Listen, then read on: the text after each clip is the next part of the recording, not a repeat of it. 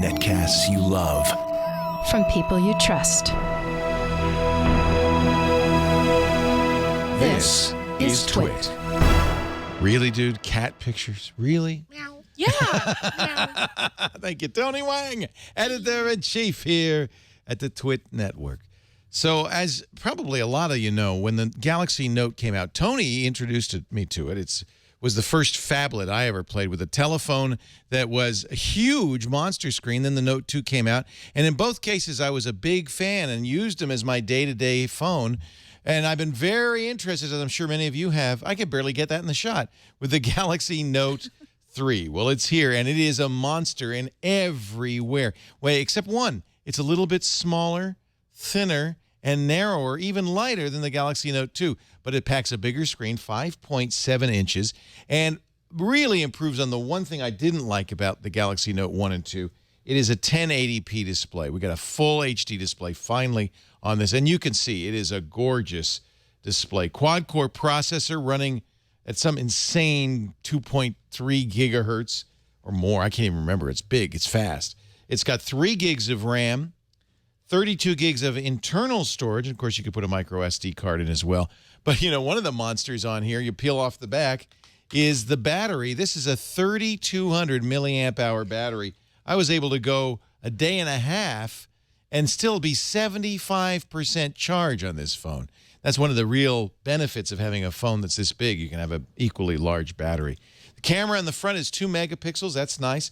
The 13 megapixel real-facing camera is very much like the Galaxy S4. In fact, in many ways, this is just a Galaxy S4 on steroids with a big display. One thing that's kind of cool, it does have Android 4.3 on it, so it is very up to date.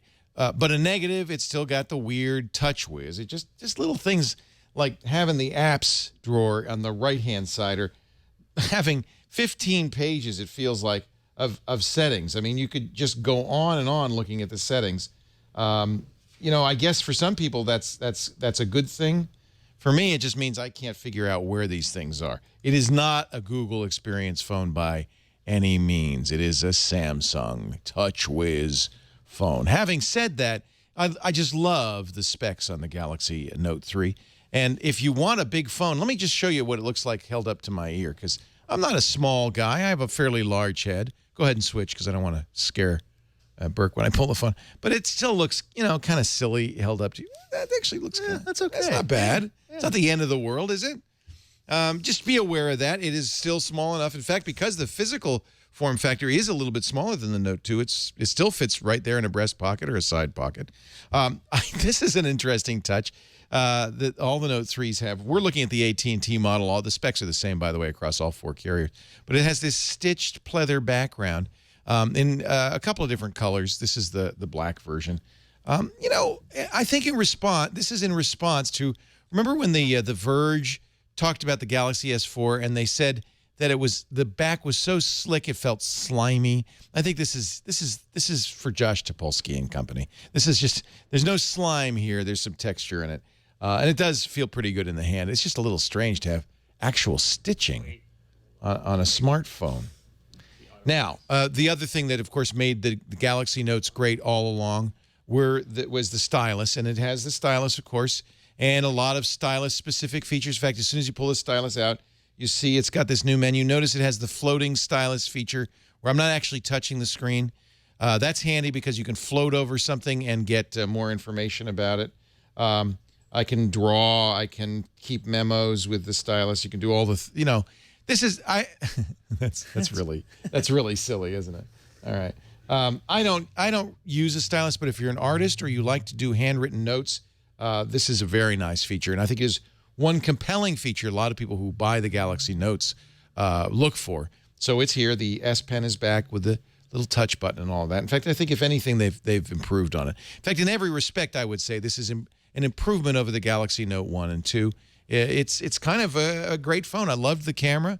I'll give you an example of the TouchWiz nonsense. I'll start the camera app, and immediately you see the problem. There's a golf mode in here. Now, I guess that's great if you're in golf, if you're a golfer, but this is Samsung just goes crazy with little features, weird features.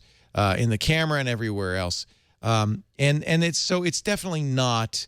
Look at that. Every time I take a picture, it says, "Look, with the Tag Buddy, I can keep track of the weather, location, the person, and the date of each picture as you're taking it." Never mind. I know, that TouchWiz. It'd be great to get rid of it. You can. Cyanogen Mod already is available on the Galaxy Note 3. Maybe you like TouchWiz. I'm not a big fan.